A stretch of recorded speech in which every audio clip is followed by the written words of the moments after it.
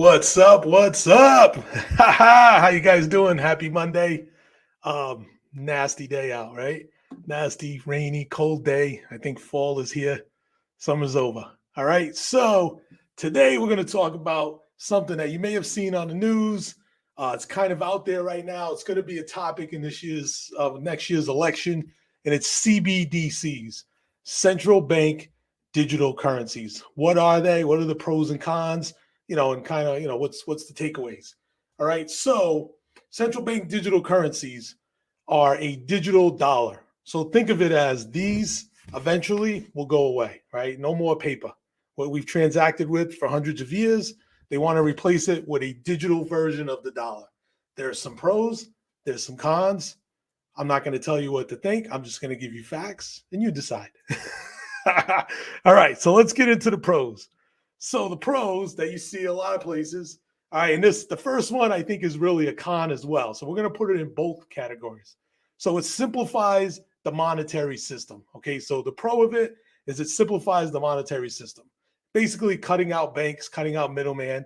All right, if you've ever tried to wire money into a closing from Bank of America and the lawyers got Citizens and all the stress that happens there, and if you don't do this every day, you got to go to a bank, you're worried, did it go through?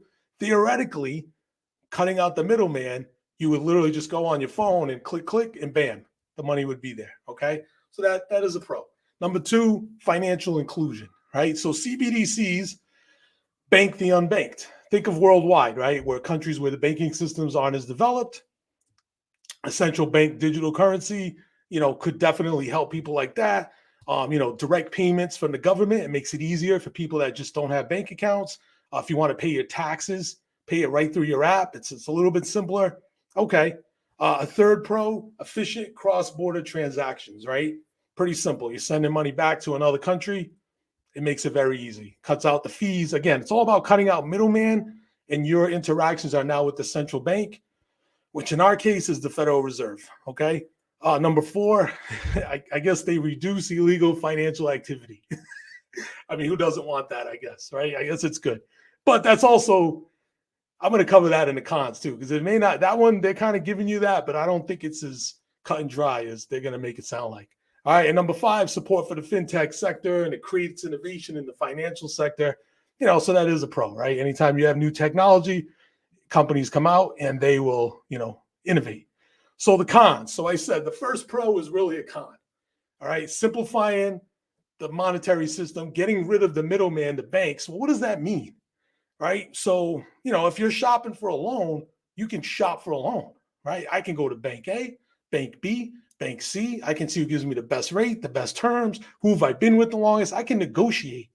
If we're dealing directly with the government, it's cut and dry. There is no competition. So if the algorithm says, hey, you make 100 grand a year, your credit profile is this, that'll probably eliminate credit reports too. This and this and this is your rate. This guy who makes less gets a different rate. It's just based on some algorithm. That to me is a con, right? I like competition. I like the fact that you have community banks that invest in the community. So you lose that when you cut out these middleman banks. All right. The second con, traceability. There is no more anonymity with central bank digital currencies, right? This right here, if I take this $100 bill and I go spend it, give it to a friend of mine and buy a TV off him or something, nobody's ever going to know. That's the cash, the anonymous of cash. Central bank digital currencies, it's all done digitally. There is no more cash.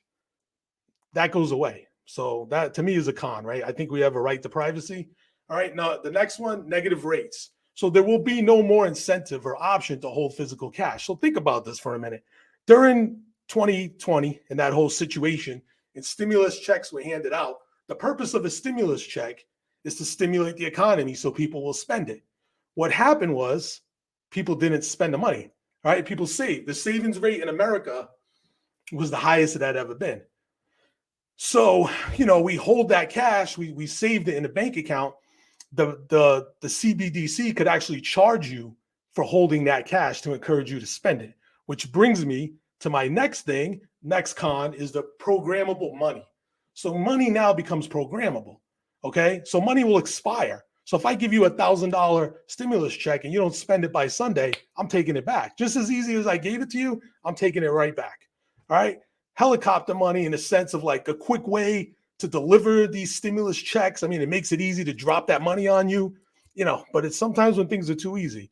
And lastly, lending, we talked about that as far as the banks and cutting out the middleman.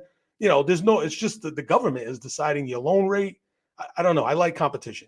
All right. And then the last con is, the personalized monetary policy, which we kind of already spoke about, where, there's no more banks. It's just, for instance, here's an example, right?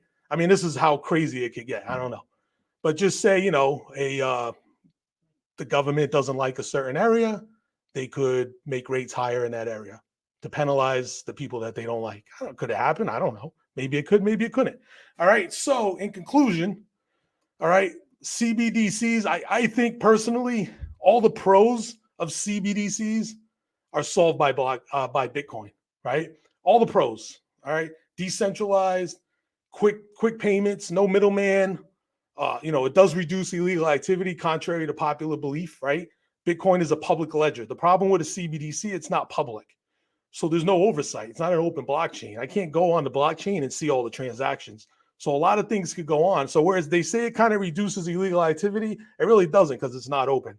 All right, you're going to see it in the election next year. I think you should do your research and see. Some candidates have been very outspoken against it on both sides of the aisle. This is not a uniparty thing. This is a thing that unifies both sides. So it's been outspoken against. Nobody's really for it, but some people have been very vocally against it. All right, and think of the Patriot Act, guys. Think of what happened after 9/11 and all the financial things that we put into place and how those things are impacting our lives today. And that has grown. So it depends, right? It's a call of freedom versus convenience. Depends on what you want. There's no right answer. There's no wrong answer.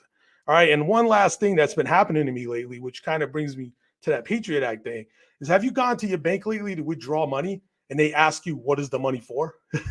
Right? It's my money. Comment if that's ever happened to you, right? Where your bank is like, hey, what is this money for? Why are you withdrawing it? So I have a problem with that, right? I think that if it's your money, you should be able to use it. But, so central bank digital currencies, they have their pros, they have their cons.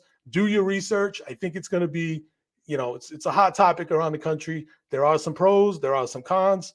I'm all about educating and doing the research and putting things out there to get you guys thinking. And let's have a conversation. All right, guys, enjoy this day. Hopefully you stay warm. And I'll see you guys tomorrow. Later.